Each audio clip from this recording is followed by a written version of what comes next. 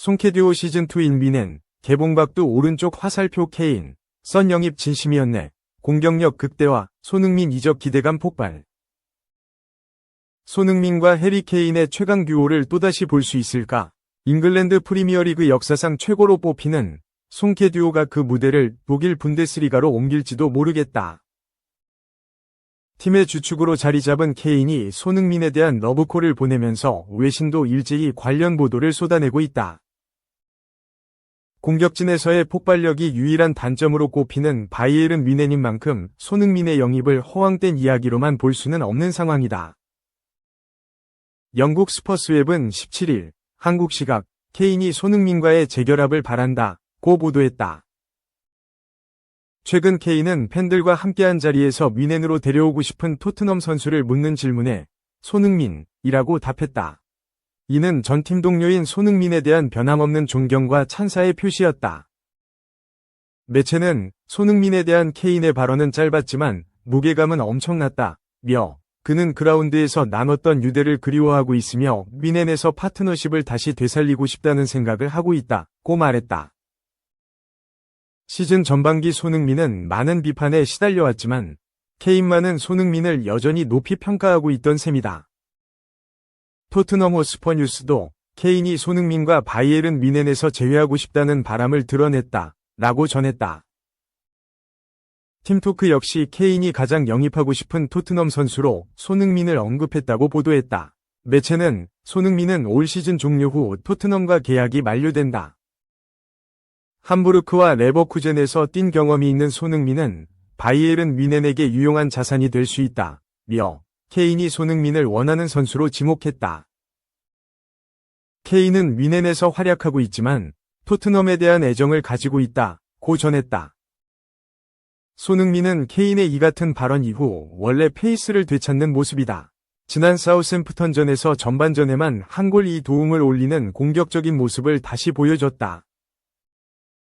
손흥민과 케인은 297경기에서 54골을 합작했을 정도로 호흡이 좋다.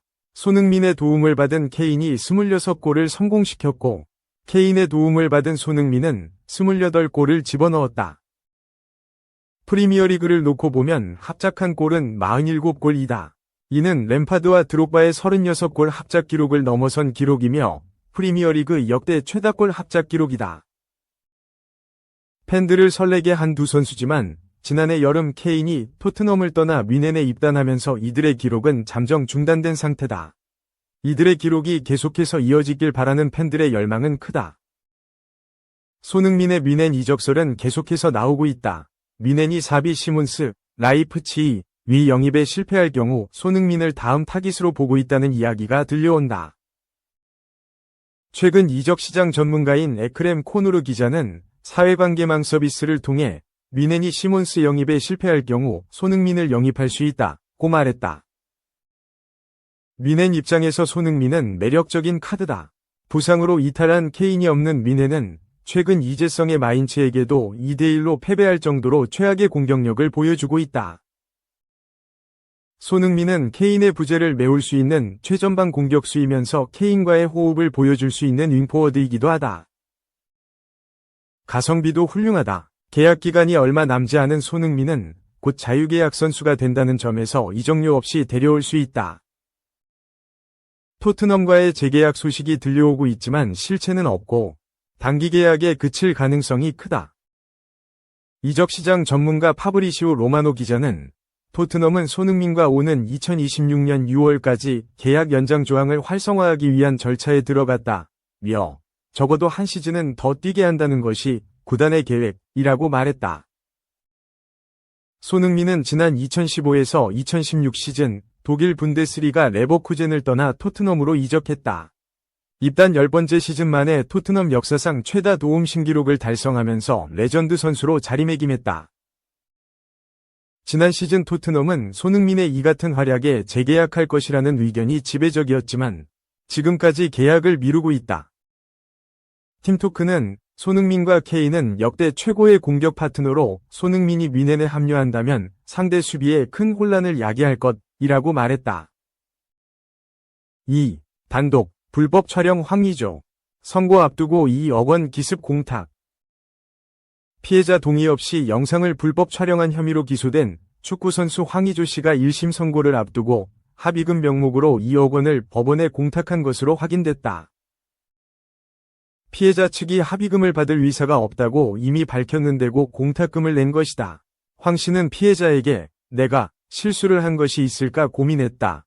는 내용을 담은 사과문도 보냈다. 피해자 측은 일방적인 공탁이자 대체 무엇을 자백하고 사과한다는 것인지 알기 어렵다고 비판했다. 17일 경향신문 취재 결과 황 씨는 지난달 28일 법원에 2억 원의 공탁금을 냈다. 1심 선고를 20일 앞둔 시점에서다. 형사공탁이란 형사사건의 피고인이 피해자의 인적사항을 알 수 없는 경우 합의금 등을 법원에 맡기는 것이다. 피해 회복 취지에서 도입된 제도다. 그러나 도입 취지와 달리 피해자 의사와 무관하게 일방적으로 법원에 공탁금을 맡겨 피고인의 양형에 유리한 사유로 반영되는 점이 문제로 지적돼 왔다. 지난 3월 황 씨는 불법 촬영 영상을 유포하고 협박한 혐의 등으로 기소된 형수 A씨에 대한 1심 선고를 하루 앞두고도 A씨 대신에 피해자에게 공탁금 2천만 원을 냈다. 당시 피해자는 누구와도 합의할 생각이 없고 공탁금을 받을 의사도 없다고 밝혔다. 그런데 황 씨는 자신의 성폭력처벌법 위반, 카메라 등 이용 촬영, 혐의 재판 1심 선고를 앞두고 공탁을 반복했다.